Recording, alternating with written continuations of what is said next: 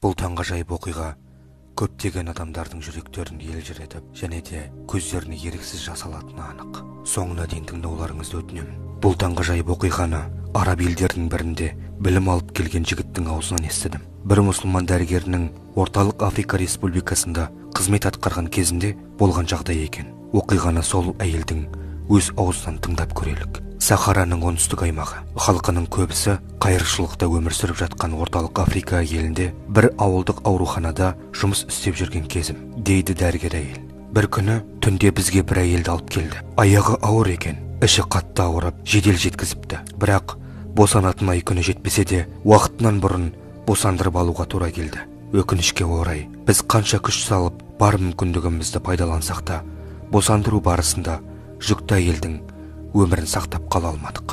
Артында мерзімінен бұрын дүние есігін ашып, әлі де толық жетіліп үлгермеген бір жапырақ сәбиі мен 2 жасар қызы қалды. Енді жаңа туған шарананы аман алып қалу керек. Алайда бізде жетілмеген сәбилерді арнайы ұстайтын қажетті жабдықтарда жағдайда жоқ еді. Тіпті сол кедей елде инкубатор үшін электр желісі де болмады. Енді не амал? Бұл жер экватор бойында жатқанымен көбінесе түндері сүйектен өтер желді, ызғарлы, суық болатын. Менің қасымдағы акушер қыздардың бірі діріл қағып жатқан қызылшақа сәбиді орайтын мата алып келді. Ал медбике грелка келуге жүгірді. Тропиканың түнгі суығында сәбиді грелкамен жылытып ұстамаса болмайды. 2-3 минут өтер өтпестен әлгі медбике көзінің жасын көл қылып жылап қайтып келді. Грелкаға су құйып жатқан кезде жарылып кетіпті. Бұл біздегі ең соңғы грелка еді. Біз тұрған мекенде не дәріхана, не дүкенде жоқ болатын. Сондықтан мұнда басқа грелка іздеуден еш қайыры болмайтынын білдік. Жарайды. Сонда мен бір амалын ойластырайық, дедім.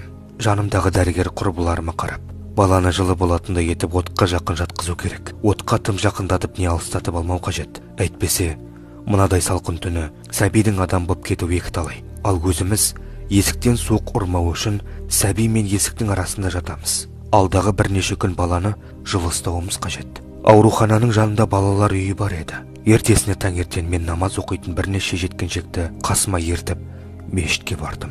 Намаз басталмас бұрын балаларға өткен түнде болған оқиғаны, нәрестені жылы жерде ұстаудың қиын болып жатқанын, қысылтаяң шақта қолда бар жалғыз грелканың жарылып кеткенін айтып бердім.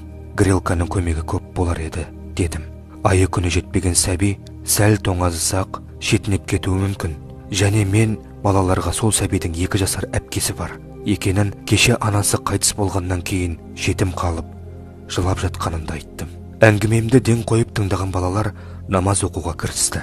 Бір кезде намаз оқып болып, қос алақанын жайып, Алладан дұға тілеп отырған 10 жасар қызға еріксіз көзім түсті. Ол кінәсіз көздерін көкке тігіп, шын жүрегімен жаратқаннан жәрдем тілеп отыр еді. Өтінемін сенен, я Алла, дейді кішкентай қыз. Бізге грелка жіберші. Ей Алла, оны бүгін жіберші. Ертең кеш болуы мүмкін. Ертеңге дейін бөпе өліп қалуы мүмкін. Қыз бар көңілімен осылай деп тілегін айтып, соңында, ей Алла, бізге бөпенің апасы үшін қуыршақ жіберші. Ол сенің оны жақсы көретініңді білсін, өзін жалғызбын деп сезінбесін. Өтінемін сенен, ей Алла, деп елжіреп тұрып сұрайды. 10 жасар қыз баланың мына сөздерін естіп, аң-таң болған мен көңілдің сондай аңғырт, кіршіксіз тазалығына қайран қалдым. Иә, оның әрбір тілегі қаншалықты шын көңілден айтылып жатса да, мен бұл тілегі орындала қоятынына сене алмап едім. Әрине, Құранда Алланың құдіреттілігіне шек жоқ екені айтылған, бірақ әр нәрсенің тілек тілеудің де шегі болмай ма? Кедейшілік үстемдік құрған, бір жапырақ нанға зар болып отырған өлкеде кішкентай қыздың бұл сұрауының орындала қоюы да қиын еді. Осындай сезімсіз ойлар жетегінде бір жағынан қыздың сөздеріне қайран қалып, жұмысыма оралдым. 2 сағат өткенде оқушыларыма медициналық жәрдем негіздері бойынша сабақ беріп жатқан едім. Бір адам менің үйімнің алдында. Үйім болса, жұмысыма жақын жерде еді. Бір машина келіп тұрғанын айтты. Үйіме жеткенше машина кетіп қалыпты. Машина шаңдатып кетіп бара жатыр. Есіктен кіре бергенде, түсім бе бұл, өңім бе? Олар маған салмағы 22 келідей қомақты сәлемдеме тастап кетіпті. Көзіме жас үйіріле бастағанын сездім. Сәлемдемені ашам дегенше, айналама таңертең бірге намаз оқыған балалар да жиналып қалды. Араларында Алладан тілек тілеп отырған жаңағы 10 жасар қыз да бар. Сәлемдемені ораған жіпті босатып, әрбір түйінін мұқият шешіп, бәріміз демімізді ішімізге тарта толқып, құпия қораптан заттарды ала бастадым. 15-20 бала қолымның әрбір қимылын қалт жібермей бақылап тұр. Балалардың көздері қорапты кесіп жатқан пышақтың ұшында. Қорап ашылды. Сәлемдемені ораған жіпті босатып, әрбір түйінін мұқият шешіп, бәріміз демімізді тарта толқып, құпия қораптан заттарды ала бастадым. 15-20 бала қолымның әрбір қимылын қалт жібермей бақылап тұр. Алдымен сәлемдемемнің ішінен бірнеше аппақ жейде алып шықтым. Оларды балаларға үлестіріп бердім. Қуаныштарында шек жоқ.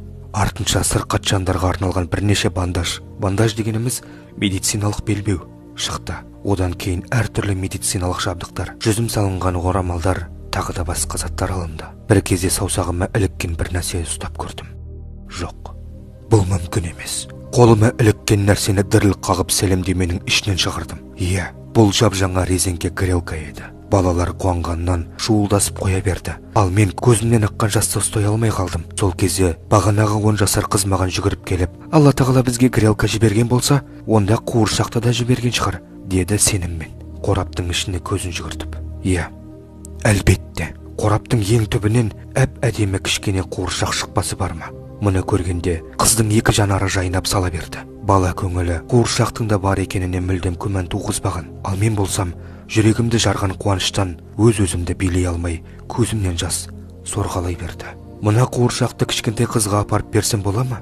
Алла тағала өзін жақсы көретінін білсінші, өтінемін, деді 10 жасар қыз маған. Әрине бара ғой, қымбаттым менің, дедім. Қыз қуыршақты құшақтаған күйі қуана жүгіріп кетті. Бұл алдымдағы сәлемдемені Оңтүстік Африка Республикасындағы менің бұрынғы оқушыларым салып жіберіпті. 5 ай бойына жолда болған екен. Ішіне грелканы бір әріптес құрбым салса, қуыршақты оқушыларымның бірі жіберген.